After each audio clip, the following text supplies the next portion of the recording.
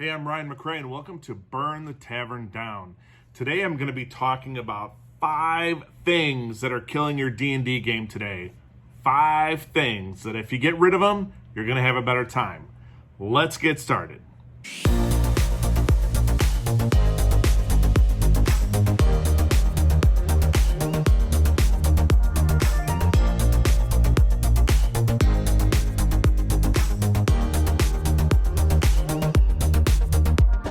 All right, coming in on number 1, time hogs. You don't want to have time hogs in your game. What I mean by this is maybe you're running a game or you're a player and you've got 2, 3, 4 other players in the game, maybe more, and one of you wants to shop. And you're in town and you just want to pick up a new robe or a new sword or an inkwell or something. And everybody else has to watch you shop. Maybe there's a couple of you, but what happens is all the spotlight is on you, and I guarantee that whatever you're doing shopping-wise isn't moving the adventure forward. It isn't fun. We're watching you count up your gold pieces on your sheet. How much is that? Can I get a discount? Can I make a roll? And it's boring. It is straight up boring for us, the players. They're going to be on their phone, looking at their character sheet, doodling, side conversations, whatever it is. Get rid of shopping when it comes to your D&D game. Get rid of it completely. Unless it is part of the story where you've got to go in the shop and pretend to be someone else or deal with a merchant who's shady. Whatever it is, get shopping out of your game. Nobody likes it. The other time hog that I see all the time in games is searching. You want to get searching out of your game as much as possible. So when you're in a dungeon, you're in a cave, you're breaking into the palace, if you're not looking for one specific thing, I would try to reduce the searching as much as possible.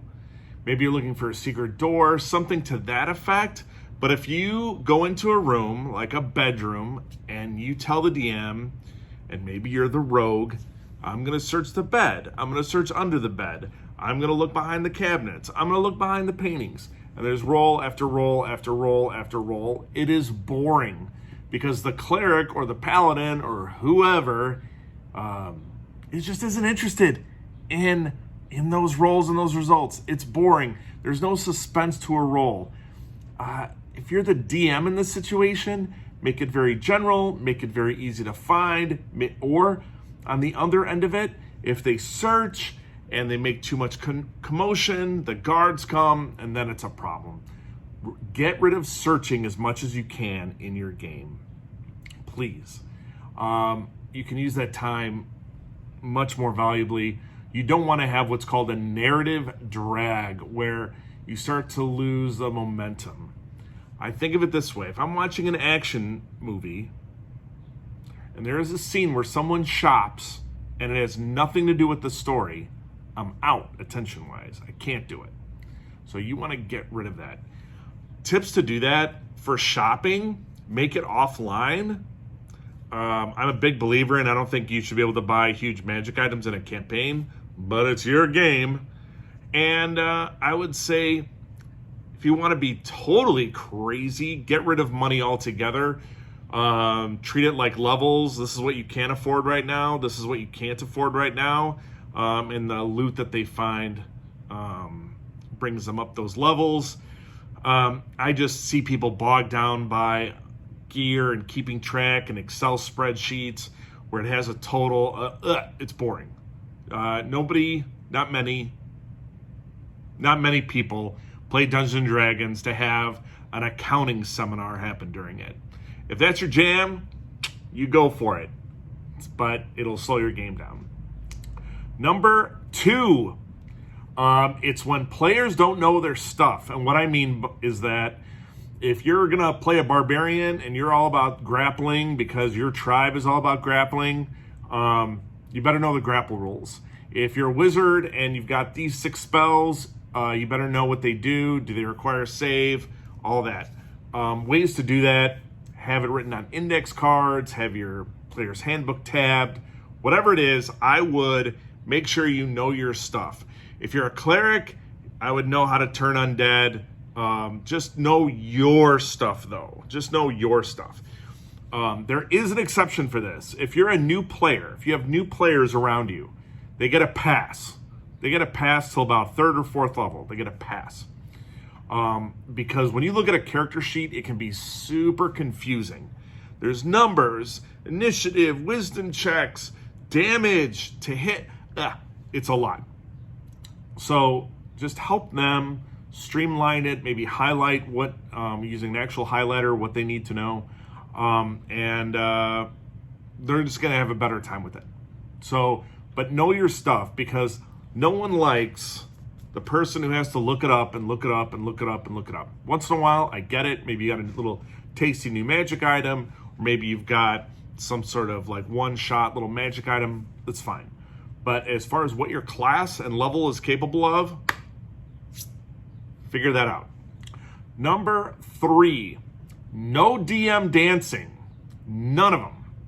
Here's what I mean by no DM dancing. As players, you are there to play a game. You're there to have an adventure.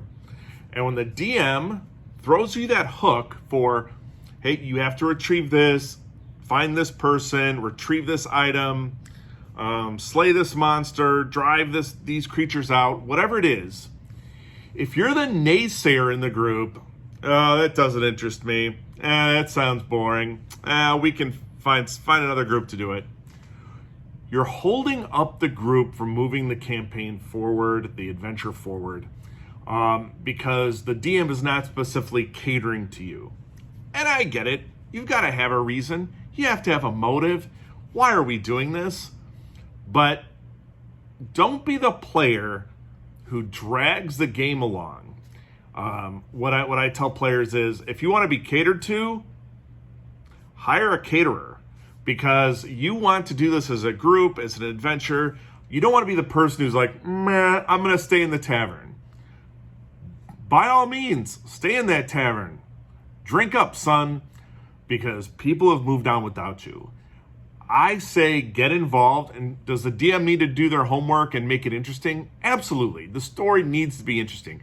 It needs to be a hook, an actual hook, something that pulls you in.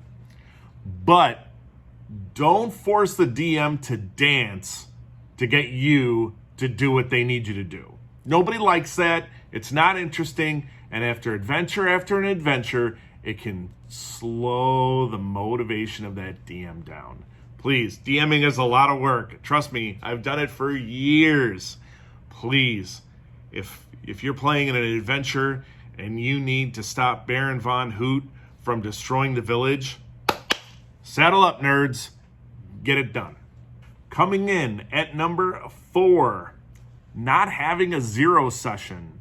What I mean by that is, before you even start rolling the dice to see who hits the orc first, you want to have a 0 session with your players. And what I mean by a 0 session is, you get together, you make your characters, and the DM and the players talk about what kind of game they want to have. Is it intrigue? Is it mostly happening outdoors or indoors? That makes a huge difference. If it's mostly happening down in a dungeon, the druids might not, you might want to play a druid because you're like, I'm never going to be in a forest. Or maybe you're a rock druid. I don't know. It's your game. But you want to have a discussion about who's playing what the game is going to be like, what do the players want to do? Does someone want to be a rogue, but they're not focusing on thieving, but as much as charm and intimidation and city knowledge? Is going to take place in multiple cities or one city? What is going to be the roles of each person? So you want to have that discussion first. You also want to have a discussion of, hey, here's what's allowable and here's what's not. Around consent. Hey, we can have this sort of conversation, but we're not going to kind of avoid these sort of conversations. You want people to be comfortable and enjoy the game. I would highly recommend having a 0 session first. Now you can combo meal this by having the 0 session, then maybe having a short adventure. So maybe if you have some new players, you can run them through a simple combat with goblins or the old rats in the tavern scenario. But please have a session 0. You also, in that session 0, commit to the calendar. And I'm going to get to that. Commit to the calendar. Hey, here's are the days we're playing.